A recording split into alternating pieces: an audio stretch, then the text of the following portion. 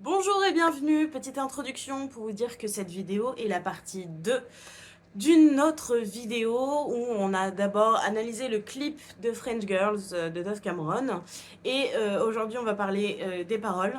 Si jamais vous n'avez pas vu la première partie, je vous conseille de la voir. Ça peut être un petit peu redondant évidemment puisque le clip et les paroles se font écho. Voilà, j'espère que ça vous plaira et je suis désolée pour cette introduction un petit peu à l'arrache.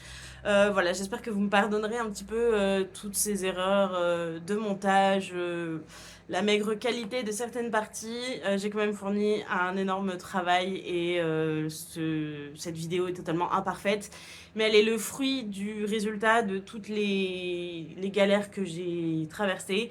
Et voilà, donc je préférais vous proposer quelque chose qui n'est pas spécialement le plus qualitatif que ce que je pouvais vous proposer. Mais de vous proposer quelque chose quand même parce que sinon cette vidéo ne sortirait jamais le jour et j'ai travaillé dessus en fait, donc j'ai pas envie que ce travail parte à la poubelle et j'ai envie que ça sorte quitte à ce que ce soit imparfait et et voilà, comme on dit, finalement, mieux vaut faire, mais pas au mieux, que ne rien faire jamais du tout. J'espère que les prochaines vidéos se passeront au mieux. Et voilà, si ça vous plaît, n'hésitez pas à me dire. Et pareil, j'attends vos retours si jamais vous avez des choses à me dire. N'hésitez pas. À bientôt et merci beaucoup. Si on analyse les paroles, la première chose qu'on a dans les paroles, c'est Everything I do it for you. C'est aussi le nom d'une musique de quelqu'un qui s'appelle Bryan Adams. Oui, peut-être quand je vous ai dit Everything I do it for you, vous avez eu la musique en tête. Et ce serait pas étonnant. Je ne pense pas que la référence soit voulue, mais en même temps, je me dis, si elle n'est pas voulue, le hasard fait qu'elle est très pertinente tout de même. Dans cette chanson, Brian parle à quelqu'un qu'il aime. Donc oui, c'est une chanson d'amour, comme 99% des chansons, c'est des chansons d'amour. Et c'est pas seulement un amour, c'est un amour sacrificiel. Il se sacrifie par amour dans cette chanson. Il dit que tout ce qu'il fait, il le fait pour la personne qu'il aime. Il dit notamment Take my life, donc prends ma vie, I would give it all, I would sacrifice, je te la donnerai tout entière, je me sacrifierai pour toi. Ce que Dove dit un petit peu aussi dans sa chanson finalement. Donc c'est une référence qui est peut-être pas voulue, mais en tout cas elle est très pertinente. Ensuite, les paroles suivantes, c'est Everybody gonna wanna stand in line under Paris pyramids at night. Merci, merci, je sais, je parle bien anglais. Si je vous traduis, ça fait tout le monde voudra se tenir en ligne sous les pyramides de Paris durant la nuit. Quelque chose comme ça à peu près. L'idée c'est que Paris pyramide, on l'a tous, oui c'est le Louvre. Le Louvre a une forme pyramidale. Premier élément à noter c'est que le Louvre, bah oui le Louvre c'est le musée un peu fantasmé de l'art français par, comment on dit déjà, par évidence, c'est pas le terme mais voilà, c'est vraiment le lieu fantasmé qui représente un petit peu qu'est-ce que c'est qu'une œuvre d'art, un chef-d'œuvre, une peinture. On a ce musée en tête quand on pense à ça. Et quand on parle du stand in line, pour moi, ça fait référence à quelque chose de très concret. Le musée du Louvre est un musée qui est gratuit au moins de 26 ans pour les ressortissants européens. Donc si jamais vous avez moins de 26 ans, je vous invite à y aller, c'est gratuit. Seulement, si vous voulez y aller sans attendre 4 heures de queue devant le bâtiment, prenez une réservation. Voilà, réservez en ligne, c'est gratuit et vous rentrez directement. Vous n'avez pas besoin d'attendre 4 heures pour rentrer. Parce que oui, il y a une queue de monstres devant le Louvre. Donc pour moi, le vouloir vont se tenir en ligne, c'est juste le fait de faire 4 heures pour pouvoir rentrer dans le bâtiment, quoi. Et ça traduit quelque chose de très réel et très concret. Pour la Joconde, il y a toujours une queue monstre pas possible devant la Joconde. Quand je suis allée au Louvre, je n'ai pas vu la Joconde. Enfin, je veux dire, la Joconde, tout le monde l'a vue, tout le monde la connaît, tout le monde l'a parodiée, tout le monde en parle, tout le monde l'a redessinée, tout le monde... voilà, on veut passer à autre chose. Je veux dire, moi je vais au Louvre et j'ai découvert des choses que je connaissais pas. Donc c'est 1000 fois plus intéressant que revoir en vrai un truc qu'on a déjà vu 4 milliards de fois. Ensuite, on a dans les paroles With their pens and papers and prying eyes. Si je traduis, ça fait avec leur stylo, leur papier et leurs yeux qui prient. La première chose à laquelle j'ai pensé, c'est aux étudiants d'art qui viennent redessiner les statues et les tableaux. Oui, c'est cliché, mais ça se fait. Je l'ai fait, ça m'est arrivé. Et donc c'est pour ça que j'ai pensé à ça en premier. Mais j'en ai parlé avec une amie et elle m'a dit, mais ce serait pas plutôt les journaux, les journalistes avec leur stylo, leur papier. Les stylos et les papiers, c'est pas forcément pour dessiner, ça peut être pour écrire aussi. Et les prying eyes, dont les yeux qui prient, ça montre un petit peu la sacralisation de l'œuvre d'art et de l'art en lui-même.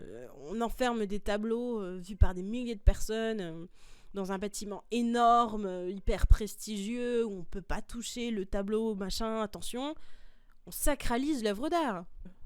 Et je pense que cette idée de journaux, enfin de journalistique, ça peut être intéressant dans le sens où on vient voir l'œuvre d'art, on vient se tenir à jour un petit peu, on parle d'œuvre d'art un petit peu au bonheur la chance, dans le sens où c'est cette œuvre d'art là qui est connue, donc c'est celle-là qui est la plus intéressante, mais il y en a des moins connues qui sont 1000 fois plus creusées et qui sont tout aussi intéressantes, mais qu'on connaît pas parce que la presse et la critique en parlent pas et qu'on a dit que c'est de celle-là dont on parlerait. L'idée que finalement la presse joue beaucoup sur quelle œuvre d'art aura de la popularité ou non.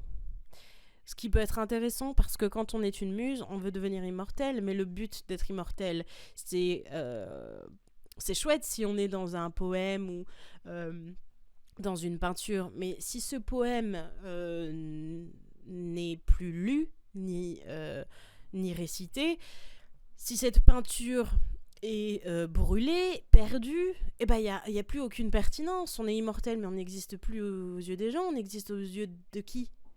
De personne. Donc il faut que l'œuvre d'art aussi soit préservée finalement. Donc on est immortel, mais pas tant que ça. Si on continue dans les paroles, la phrase suivante c'est « Never knowing that I sacrificed ». Ce qui veut dire « ne sachant jamais que je me suis sacrifié ». Donc là, on est toujours en train de parler de everybody. Donc tous les gens qui vont se tenir en ligne sous les pyramides de Paris avec leurs stylos et leurs machins, ils ne sauront jamais ça. Donc là en fait le sujet reste toujours le même durant toutes ces lignes, et c'est là que on se pose des questions sur l'immortalité, parce que la muse s'est sacrifiée au poète, mais les gens qui vont voir l'œuvre d'art, est-ce qu'ils vont savoir qui était la muse derrière ? Je vous le demande. Premier exemple pertinent, la Joconde. On sait toujours pas qui c'est qui était la punaise de modèle qui a aidé De Vinci à peindre sa Joconde. On sait pas qui c'était derrière, alors que pourtant elle est immortelle, mais immortelle. Celle-là elle veut vraiment pas mourir, la Joconde. Eh bien on sait pas qui c'était derrière. Finalement, se rendre immortel en devenant œuvre d'art, peut-être, mais il faut certaines conditions quand même. Tout le monde admire et adore des œuvres d'art, mais finalement, celle qui a souffert derrière, la muse, on l'a oubliée. Est-ce que ça vous rappelle un concept dont on a déjà parlé ? Le martyr. Là, la muse, elle souffre en s'offrant au poète, dans l'espoir de devenir immortelle, mais finalement, elle ne devient pas immortelle, et elle devient martyr parce que elle souffre pour les autres. Elle souffre, mais c'est pas elle dont on va se souvenir. C'est un martyr comme le soldat inconnu. On sait pas qui c'est quelqu'un qui s'est sacrifié, mais on sait pas qui c'est. Donc il y a une espèce d'immortalité, mais une immortalité d'un inconnu. Et c'est là que ça devient un peu compliqué. Est-ce que finalement on est vraiment immortel si on sait pas qui c'était derrière ? Ensuite, on a « Looking up to the next go cracks ». Si je traduis, c'est attendant jusqu'au prochain crack, vérifiant jusqu'aux prochaines fissures, quelque chose comme ça. En gros, on a l'idée d'attendre que quelque chose va se briser. Et si on reste dans l'idée d'œuvre d'art, une sculpture, paf, coup de marteau, paf, la sculpture se brise. Est-ce que ça vous fait penser quelque chose à quelque chose, je veux dire, cette idée d'une sculpture brisée? Si on reste au Louvre, il existe des statues au Louvre qui n'ont pas de bras. Je pense à la Vénus de Milo, par exemple, qui est une statue qui représente Aphrodite. Aphrodite, déjà, nouvel élément, nouveau rapport, avec l'amour, tout ça. Elle n'a pas de bras. Et le fait de ne pas avoir de bras, ça vous rappelle pas quelque chose? Le début du clip, dans la camisole de force, elle a pas de bras. Enfin, le principe d'une camisole de force, c'est qu'on ne puisse pas utiliser les bras, puisque c'est cousu entre eux. Comme le truc chinois, là, où il faut sortir ses doigts, et si on peut pas sortir, eh ben, on peut rien faire de ses doigts. Donc là, c'est la même idée, il n'y a pas de bras. Idée de la fissure qui va briser la statue. Et là, je pense à la Vénus de Milo, parce qu'elle est au Louvre. Donc ça pourrait être une référence. Ce qui n'est pas le sûr, encore une fois, j'en sais rien si c'est vraiment une référence. Mais ça me paraît pas déconnant non plus. Surtout avec cette idée de ne pas avoir de bras. Et le fait de ne pas avoir de bras, pour un être humain, bah, si t'as pas de bras, t'as pas de main. Et si t'as pas de main, bah, pour un être humain, c'est un peu con. Parce que le principe de l'être humain, c'est que lui, il avait des pouces opposables. Enfin, des doigts opposables avec le pouce. Et donc, il pouvait faire des choses. Et si t'as plus de main, eh ben, tu peux plus rien faire. Donc là, on a une représentation de la muse comme quelqu'un qui se sacrifie, qui perd l'usage de son humanité. Un petit peu, qui perd son humanité parce que il a plus le principe fondamental elle n'a plus le principe fondamental de l'être humain. Scientifiquement, l'être humain, le principe c'est que il a plus. Puis il y a le fait aussi que cette Vénus de Milo, qu'est-ce qu'elle nous raconte? Bah que devenir immortel, c'est bien. Mais si à la base, devenir immortel dans l'œuvre, on a des bras et que les bras sont plus là, ça veut dire que rester immortel avec une œuvre d'art, c'est pas si sûr que ça. Parce que ça peut se briser. Donc, looking up to the next go crack. Jusqu'à la prochaine fêlure. Et puis, pour rester sur la Vénus de Milo, on a cette idée que c'est Aphrodite qui serait représentée. Aphrodite, déesse de l'amour et de la procréation. Procréation, c'est pas aussi une manière de rester immortel? Quand on parle du fait de faire des enfants pour avoir une projection et une descendance de nous-mêmes, qu'on continue à exister à travers quelqu'un d'autre, parce que notre ADN reste dans celui des enfants qu'on a fait. C'est une sorte d'immortalité aussi, un petit peu. Donc, peut-être que finalement c'était vraiment voulu, cette référence à la Vénus de Milo.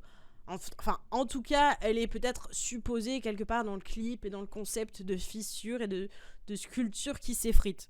Les paroles ensuite, c'est Sistine Chapel and they grace so bad.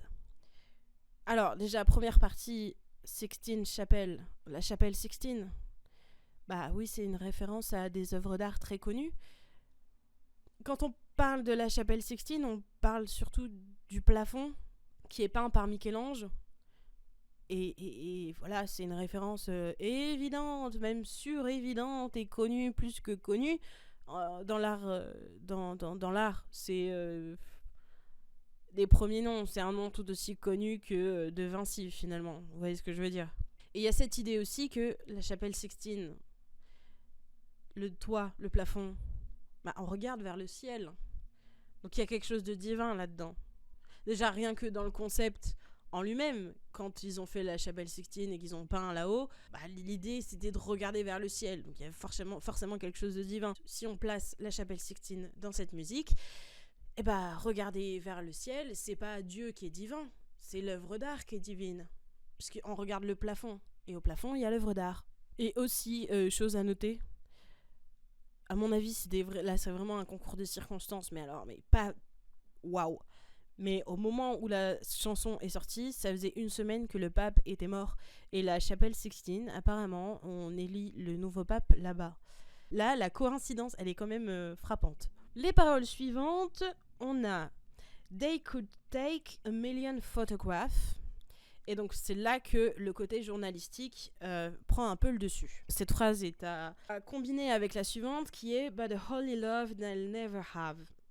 Mais un amour saint au sens sacré, un amour sacré, ils n'auront jamais finalement. Donc là, on parle des gens qui cherchent à avoir les œuvres d'art Et donc là, on a cette idée que les gens qui vont consommer les œuvres d'art, je dis ça consommer, mais c'est un peu violent comme terme, mais les gens qui vont admirer les œuvres d'art ne vont pas avoir conscience de l'amour qu'il y a pu y avoir derrière entre la muse et le poète. Parce que c'est passé à la trappe, parce qu'elle est passée à la trappe. Et si elle passe à la trappe, l'amour entre la muse et le poète n'existe plus. En tout cas, on s'en souvient pas non plus.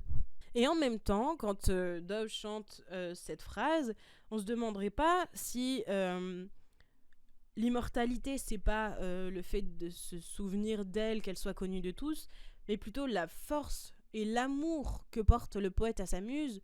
Ce serait pas ça qui la rendrait immortelle. Ensuite, on arrive à la phrase suivante. I live for your touch, I live to inspire. Donc, je pense que ces lignes montrent l'ambivalence entre le concept d'amour d'un côté et le concept de muse et d'art de l'autre. On a le côté amoureuse, où la muse dit qu'elle aime être touchée. Donc là, on a le côté plus érotique, sexuel, etc., avec l'amour de son poète. Et I live to inspire, ça veut dire clairement je suis une muse, quoi. Je suis là pour inspirer le poète et pour permettre de créer des œuvres d'art.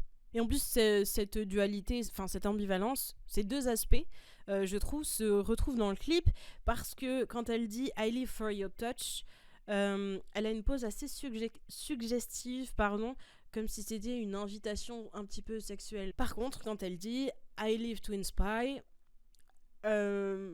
elle a plutôt une pose comme si c'était un modèle photo, comme si elle posait pour être croquée finalement, pour une peinture, plus que pour le côté suggestif et sexuel.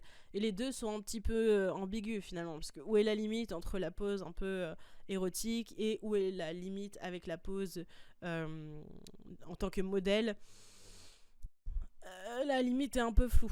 J'ai pas traduit, pardon. I live for your touch, c'est je vis pour ton toucher. Je vis pour que tu me touches. Et I live to inspire, je vis pour inspirer. So curve me to pieces, do it in style. Si je traduis, là, problème de traduction. Parce que apprendre avec des pincettes. Mais j'ai la sensation que curve me to pieces, ça se dit pas vraiment. Et que justement c'est une image encore de cette ambiguïté entre le fait de se changer en œuvre d'art et le fait que se changer en œuvre d'art, ça rend pas forcément immortel. Parce que carve me, ça veut dire sculpte-moi, on va dire. To pieces, ça marche pas. To pieces, c'est plus en pièces, mettre en pièces quelque chose. Donc réduis-moi en pièces. Donc ça fait quelque chose comme sculpte-moi en pièces. Sculpte-moi, réduis-moi en pièces. Donc c'est vraiment bizarre et un peu compliqué. Donc on a un peu cette idée de change-moi en œuvre d'art. Mais finalement, l'œuvre d'art, elle n'est pas immortelle non plus. Parce qu'elle peut se changer, être mise en pièces elle aussi. Donc voilà, et je apprendre avec des pincettes parce que mon anglais n'est pas forcément 100% précis. Mais je pense que c'est voulu, ce petit truc un peu bizarre. Et do it in style, ça veut dire fais-le avec style, quoi, finalement. Tant qu'à me détruire, fais les choses bien, mon chéri. C'est un petit peu comme ça que je l'interprète. Parce que je pense que c'est pas... le terme, c'est turn into pieces, quelque chose comme ça, mettre en pièces. Et c'est là qu'on arrive à quelque chose que certains ont peut-être pressenti. Paint me like one of your French girls. Donc c'est ce qui évoque le titre de la musique et donc le Titanic, ce dont on a parlé tout à l'heure. Mais est-ce que vous avez remarqué quelque chose ? Nous les francophones on l'a remarqué plus facilement, mais les anglophones non. Parce que là où nous on n'a pas, eux ils ont un effet Mandela. Je m'explique. Un effet Mandela, c'est quand on pense que tel élément connu de la culture, de la pop culture, est représenté de telle façon, et en fait, c'est pas le cas. Par exemple, Mickey avec des bretelles. Je crois qu'en fait, il a pas de bretelles, ou c'est l'inverse. Ou le monocle du type Pringles. En fait, c'est le gars du Monopoly, ou l'inverse. Encore une fois, l'effet Mandela fait trop bien son effet, je sais pas lequel est lequel. Mais vous voyez ce que je veux dire. Et bah là, c'est la même chose. Les anglophones sont persuadés que c'est paint me like one of your French girls, parce que paint me, ça rend mieux en anglais. Mais nous, on sait que c'est pas paint me, mais draw me. Parce que nous, quand on fait la vanne, on dit pas peins-moi comme une de tes françaises, parce que peins-moi, ça rend pas bien. Dessine-moi comme une de tes françaises, là, ça rend mieux. Et donc là, on se rend compte de quelque chose. Déjà, on reprend l'effet Mandela, mais à mon avis, c'est voulu. C'est voulu. Parce que Dove aurait très bien pu écrire la chanson et mettre Draw Me. Ça pose pas problème. Enfin, parce que j'ai vu une vidéo, elle expliquait elle-même que c'est pas ça la vraie phrase, c'est Draw Me normalement. Donc si elle le sait, pourquoi elle l'a pas mis? Eh bien parce qu'à mon avis, Paint Me, c'est plus important parce que si on reste sur cette idée de rester immortel et rester figé par l'œuvre d'art, bah un dessin, ça s'efface. Un dessin, ça dure pas autant dans le temps qu'une peinture. Et oui, et si on est peint, l'œuvre va durer plus longtemps et donc on risque d'être immortel un petit peu plus longtemps. C'est très, très contradictoire ce que je viens de dire. Rester immortel plus longtemps, c'est bizarre, mais on a cette idée-là, quoi. On a plus de chances que l'œuvre d'art qui est censée nous rendre immortels dure plus longtemps dans le temps et donc qu'on puisse être immortel un peu plus et réellement qu'avec un dessin. Un dessin, ça prend l'eau, c'est mort. Et ensuite, c'est là qu'on arrive à quelque chose qui me pose problème, là où dans le visuel, je pensais voir des références que je ne trouvais pas, mais que j'étais persuadée qu'il y en avait. Et bien là, c'est pareil. On a dans la phrase suivante « In emeralds and curls ». Donc si je traduis, c'est en émeraude et en boucle. Alors là où boucle, pour moi, ça fait sens parce que dans Titanic, Rose, elle a des boucles. Donc oui, ça peut être une référence à ça, ou on imagine que la muse a des boucles. Mais en émeraude, quand elle pose dans le film Rose, elle a un bijou. Elle est nue avec juste un bijou. Mais ce bijou, il est bleu. Et c'est pas une émeraude. Donc là par contre, j'ai pas. Je comprends pas pourquoi avoir choisi une émeraude plutôt que la pierre de base, qui doit être un saphir, quelque chose comme ça. Je comprends pas, j'ai pas. Donc là, si vous avez une hypothèse, je prends volontiers parce que ça, je l'explique pas. Le seul truc, je me suis dit, c'est peut-être les yeux de Rose. Mais les yeux de Rose sont bleus. Donc pareil, je comprends pas. L'émeraude, c'est vert. Donc pourquoi vert, je sais pas. Je me dis que c'est peut-être la pierre, l'émeraude, ça fait peut-être un peu la même texture, mais en vert que du marbre, comme le marbre pour les sculptures. Mais là, encore une fois, j'ai pas. J'ai fait des recherches et je suis tombée sur des trucs de l'Antiquité avec des sculptures, des colonnes en émeraude, mais à mon avis, c'est beaucoup trop capillotracté. Donc j'ai pas la référence. Si vous avez des hypothèses, je prends avec plaisir. Apparemment, mais je suis pas sûre, ce serait rattaché à Aphrodite aussi, l'émeraude. Donc encore une fois, Aphrodite, l'amour, la procréation, tout ça, tout ça.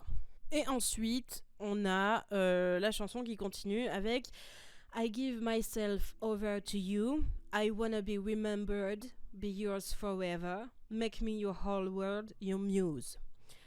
Donc là, j'ai tout mis en un seul bloc parce que c'est un petit peu la même idée. C'est la muse qui demande à son amant qu'elle la rende immortelle. Sur Paint Me, on a une image très rapide où elle pose en tenant le visage de plâtre, un petit peu en disant « Transforme-moi chérie s'il te plaît en œuvre d'art ».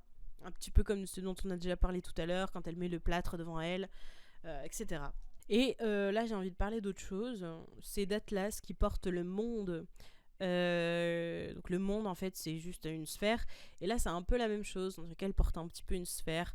Mais c'est à prendre avec des pincettes. Mais je trouvais ça intéressant parce que ça fait écho avec Make me your whole world. Genre, fais de moi ton monde entier. Et ton monde, bah, si tu portes le monde, Atlas porte le monde, c'est une sphère, il porte le monde, fais de moi ton monde. Vous voyez le rapport. Et pareil, je pense que cette image fait référence à quelque chose, mais... Et pour finir, on a Dirty pictures on the road, got you on that next flight home, arc my back like the triumph, and cover me in liquid gold. Donc là, on revient à du plus concret, où on peut s'imaginer quelque chose où la muse, Dove, incarne un personnage où c'est une muse amoureuse de quelqu'un et il s'envoie des photos. Et Et parce que dirty pictures on the road, ça veut dire des nudes, quoi. Je t'envoie des nudes pendant que t'es sur la route, en gros. Ou tu m'envoies des nudes pendant que tu es sur la route. Donc il y a un peu cette idée d'amour, d'érotisme, de sexualité. Et la sexualité dans ce paragraphe, elle est vraiment bien forte. Got you on that next flight home. Genre, je t'ai eu sur ce prochain vol pour rentrer à la maison. Je t'ai eu parce que je t'ai envoyé des nudes. Oh là là. Bref, à mon avis, c'est juste des petits catchphrases pour truquer un petit peu. Je t'envoie des nudes, je te provoque un peu, je te cherche. Voilà, quelque chose un petit peu sexualité, romance, entre deux personnes qui s'aiment, quoi. Et on a Arc My Back Like the Triumph. Déjà, on a première référence, le triomphe. Arc, triomphe, arc de triomphe. Sauf qu'elle dit pas arc de triomphe, elle dit j'arque mon dos comme le triomphe. Sauf que là, on entend l'arc de triomphe dans cette phrase. Et c'est un grand monument parisien, pareil, œuvre d'art, référence à l'art, sculpture, tout ça. Mais en même temps, j'arque mon dos comme le triomphe.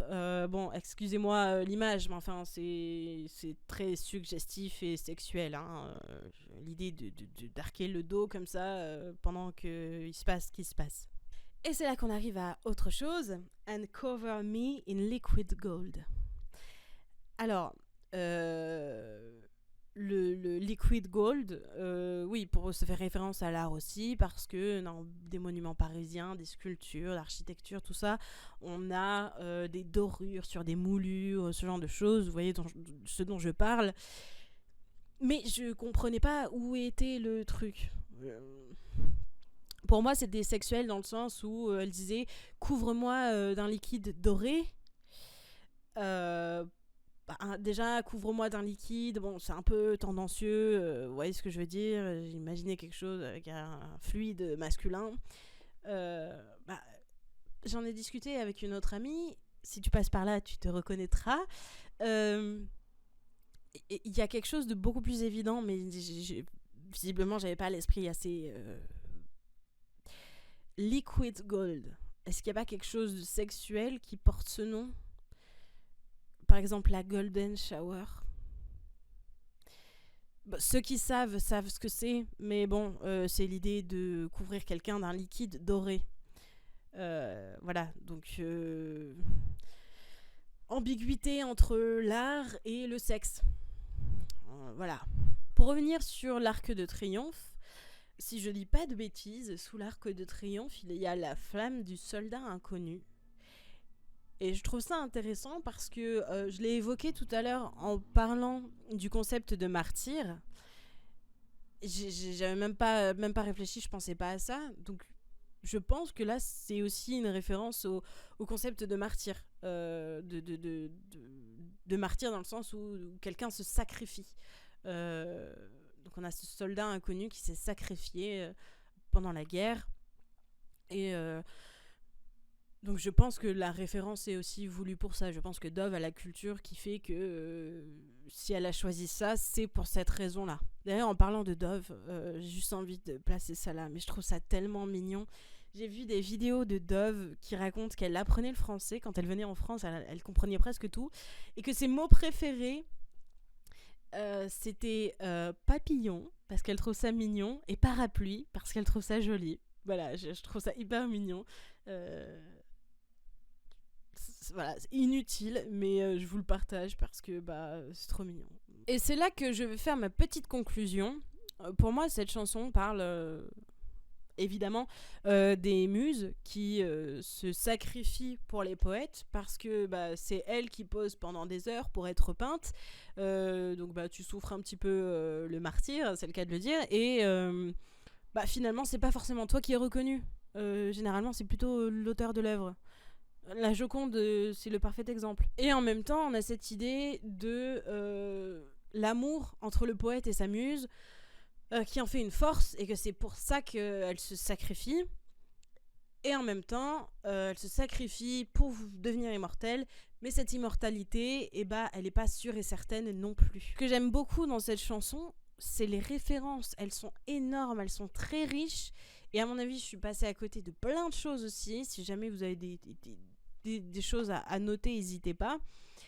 Mais j'aime beaucoup parce que c'est aussi beaucoup de thèmes et de références qui sont reprises dans le théâtre et dans la performance.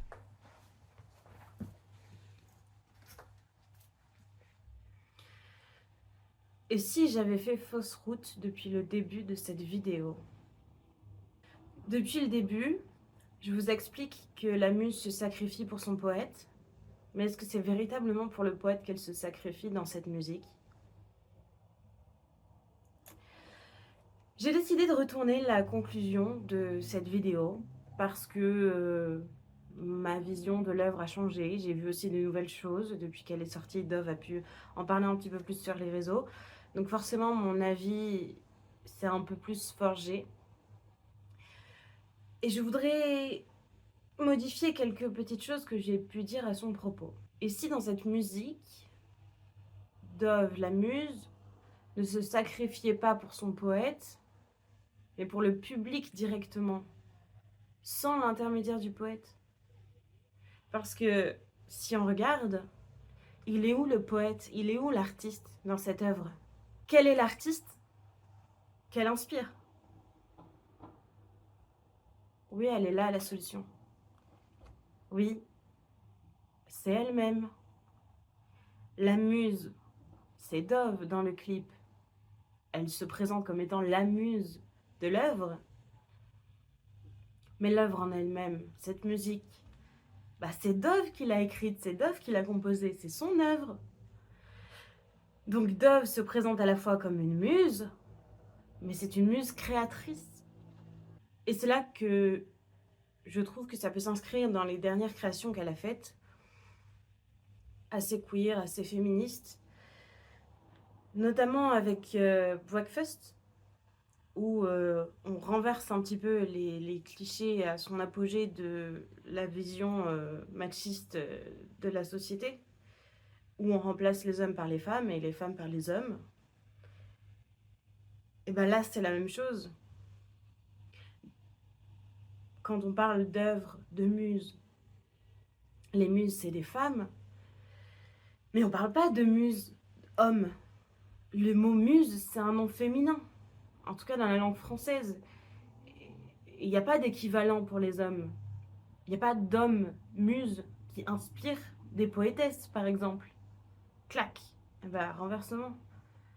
La femme, elle peut être muse, mais elle est 10 fois plus badass et 10 fois plus géniale quand elle est créatrice.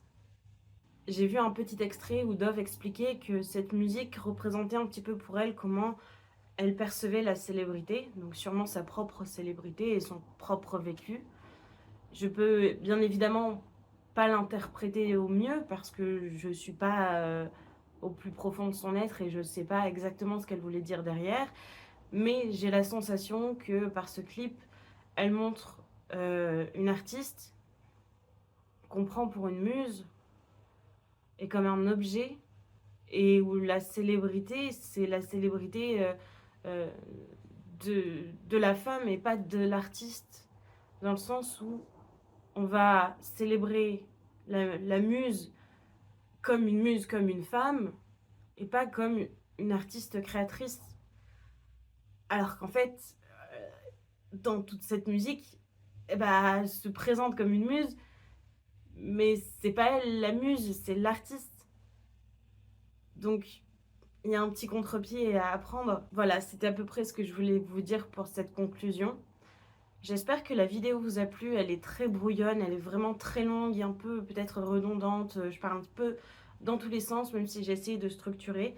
J'espère que ça vous a quand même plu, que vous avez un nouvel œil sur cette œuvre. J'espère vous avoir appris des choses. Et j'espère que vous pourrez m'en apprendre aussi avec ce que j'ai pu vous dire. S'il y a des références que vous avez vues que je n'ai pas évoquées, n'hésitez pas à les partager, ça me ferait très plaisir. Et j'espère continuer à vous proposer ce genre de choses, peut-être un petit peu plus pointues, un petit peu plus précises, un petit peu moins brouillonnes. Là, c'était très compliqué de gérer à la fois le format, de créer un bon plan, une bonne structure de vidéo, en racontant des choses intéressantes, sans perdre les gens et en même temps garder une structure dans la vidéo elle-même sans partir dans tous les sens. C'est assez compliqué à gérer. C'est très compliqué aussi pour moi de passer du textuel, où je vais gérer peut-être un petit peu mieux, à l'oral et à la vidéo, où c'est assez compliqué et assez brouillon, surtout quand j'ai voulu parler d'autant de choses. Mais j'ai beaucoup aimé cette vidéo, m'a donné beaucoup de fil à retordre. J'ai dû la refilmer au moins 2-3 fois. Une première fois parce que ça me plaisait pas, que j'oubliais des éléments. Une deuxième fois parce que mon micro s'est coupé. Une troisième fois parce que j'ai refait une conclusion. Et une quatrième fois parce que j'ai refait la conclusion parce que j'avais de nouvelles choses à apporter. Mais je sais qu'elle est très brouillonne et ce sera sûrement la pire de toutes les vidéos que j'ai faites jusqu'à présent. Mais en même temps, c'était une des plus longues, une des plus compliquées, une des plus précises, une des plus détaillées. Donc forcément, à un moment, c'est un petit peu compliqué de rester aussi précise de A à Z quand c'est aussi long. J'espère que vous m'en voudrez pas et que ça a été quand même plaisant. Merci beaucoup. À bientôt. Et si jamais ça vous dit, j'ai un petit compte Instagram et TikTok sur lequel je vais parler de théâtre et sûrement d'autres choses aussi. Je ferai peut-être une vidéo très très courte pour parler de cette musique de Dove en format court parce que ça m'a bien plu. Et voilà, donc si jamais ça vous plaît, n'hésitez pas à aller jeter un œil. Je parlerai peut-être aussi de théâtre sur cette chaîne. Oui, Vocaloid, théâtre, Dove Cameron. Il n'y a pas trop de rapport, mais ce sont des choses qui me passionnent et j'ai envie d'en parler. J'ai pas envie de me brider en me disant je vais parler que de Vocaloid, que de théâtre, même si c'est pas du tout la même chose, pas du tout le même public. Je sais qu'en tout cas, je l'analyserai du même point de vue, de la même façon et avec la même méthodologie. Donc, je pense que c'est pas non plus embêtant si je fais la même chose pour des choses aussi différentes sur cette chaîne YouTube. Et si jamais vous n'aimez que certaines vidéos et pas d'autres, c'est pas grave, vous regarderez que celles qui vous plairont. Et puis peut-être qu'un jour vous sauterez pas et regarderez les autres vidéos. Et pour une prochaine vidéo, je pensais à une petite fanfiction qui parle d'amour, de sucre. Certains peut-être connaissent, certains peut-être pas. Certains connaissent la fiction originale.